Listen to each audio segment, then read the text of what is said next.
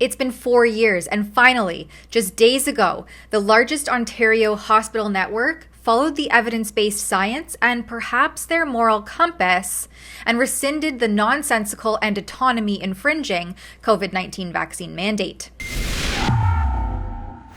On July 23rd, I brought you a report from one Ontario hospital in Richmond Hill called Mackenzie Health that is still enforcing mask mandates for staff and certain hospital goers. I contrasted their knee-jerk policy with the actual evidence-based science showing how community masking makes little to no sense, lacks empirical evidence to support its efficacy. Just a day after that report was published, one of Canada's largest health research organizations, known as UHN, the University Health Network in Toronto, rescinded their similarly nonsensical COVID-19 vaccine mandate. For context, over a year and a half ago in January of 2023, I featured a report on ousted healthcare workers who gathered in solidarity to have their voices heard by CTV News journalist Avis Favaro. They cited compromised patient safety and increased health system strain as a result of these knee-jerk policies that saw many take early retirement, go on leave, quit, or be terminated over the mandating of still in clinical trial injections. Able to work, they have been fired, which is unfortunate, and that's not being covered. So how do you think that the government could approach this differently to see these unvaccinated healthcare workers reinstated? They need to reinstate us first. They don't need to look to other countries to bring in immigrants to do our job. Start with us first. Bring us back. After all, they are allowing us to rub shoulders with each other at Costco. People that are resigned or those people that took early retirement are not included in their small little demographic that they like to see. So you're saying there's more of a There is a large group of us, and they don't talk about that. They don't talk about specific numbers. I think the hospital corporations have minimized what their loss is and don't want to put numbers to it because it would look like something's not right here. Now, thanks to the Wayback Machine at archive.org, here's what the policy used to say. All UHN staff, contractors, researchers, visitors, and essential care partners must be fully vaccinated against COVID-19. This means having at least 2 doses of a Health Canada approved COVID-19 vaccine at least 14 days ago. Exemptions may be made for visitors/ECPs who are not vaccinated in special situations. Speak with the patient's care team about exceptions. Pre-approval for an unvaccinated ECP will be needed by the unit or clinic manager, except in an emergency situation. Then there were a bunch of obviously super scientific exemption clauses listed based on inpatient or outpatient settings, including being under the age of 18, if you're having a mental health crisis, etc., etc. But as of an update on July 24th, this section is removed altogether. Just poof, new science, and all of a sudden, the fundamental right of autonomy to make voluntary, informed decisions about one's health is restored. All of this nonsense came from Ontario's Medical Officer of Health, Dr. Kieran Moore, who put forward Directive 6 on August 17th, 2021, a resource that is now scrubbed from the Ontario government website completely. Again, thanks to the Wayback Machine, Directive 6 was issued to public hospitals within the meaning of the Public Hospitals Act, service providers in accordance with the Home Care and Community Services Act, and local health integration networks within the meaning of the Local Health System Integration Act, ambulance services within the meaning of the Ambulance Act, and issued under Section 77.7 of the Health Protection and Promotion Act, known as HIPAA.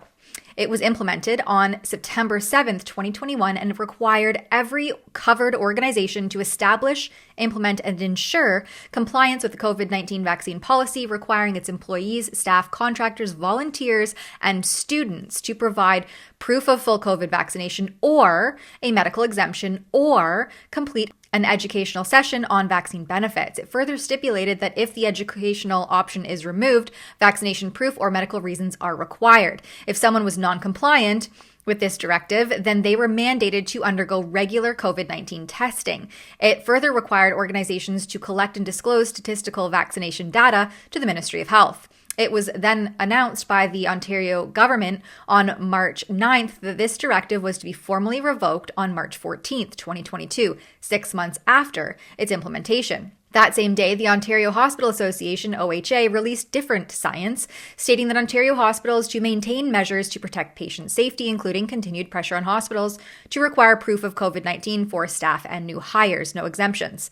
In their January update, CEO and president of OHA, Anthony Dale, continues to promote vaccinations as a way to alleviate strain on hospital capacity. Ontario Hospital Association strongly urges Ontarians to stay up to date on respiratory illness vaccinations, such as influenza, COVID-19, and RSV as eligible. It is not only a means to protect the safety of families and communities, but also helps alleviate pressures that the healthcare system experiences during this time of year, he says, before trying to scapegoat the unvaccinated in the very next paragraph.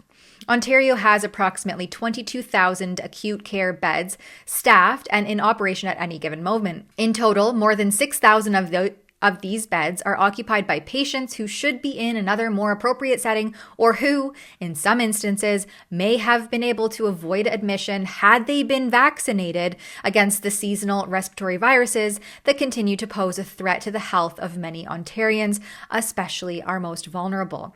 Yet, infectious disease specialist Dr. Zain Chagla said the opposite, that he was traumatized by what he saw for the first 3 months after the rollout of these novel injections. Listen to this. I will just say, COVID was very different than anything else I think we've dealt with in the past 2 decades. Really, since the 1918 flu, I don't think we've had a virus that's had this incredible transmission, that's had this variability in terms of symptoms, this very short incubation period, this huge level of infectivity, and really, being able to paralyze healthcare systems. As we saw, many of us were traumatized with what happened in January, February, and March of 2021, where there seemed like there was no escape from this.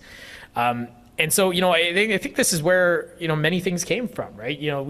We didn't have the time to evaluate these tools in a randomized controlled trial and say that this was going to be an effective tool and this wasn't, because of the fact that if you were wrong, people die and healthcare systems collapse. Yet the reason behind why that happened doesn't seem to ever be discussed, at least not in the mainstream. Indeed, it was clear by the data that mandates had the opposite effect on COVID cases, as evidenced by this chart posted by Michael Sanger in January 2022. Regardless, the removal of outdated COVID-19 mandates by major health organizations signifies a critical return to respecting personal freedom in healthcare decisions, but there's no protection in place to prevent it from being infringed upon again in the future.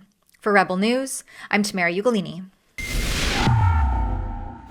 From mandates to the breaking science on the novel injections marketed to the masses as both safe and effective, we've housed it all at nomoreshots.ca. At that website, you can send a form email to Federal Minister of Health Mark Holland, calling on him to revoke market authorization for these injections. And if you value this kind of journalism, please show me by pitching in what you can at that website to keep these operations going. That's nomoreshots.ca. Thank you for your support.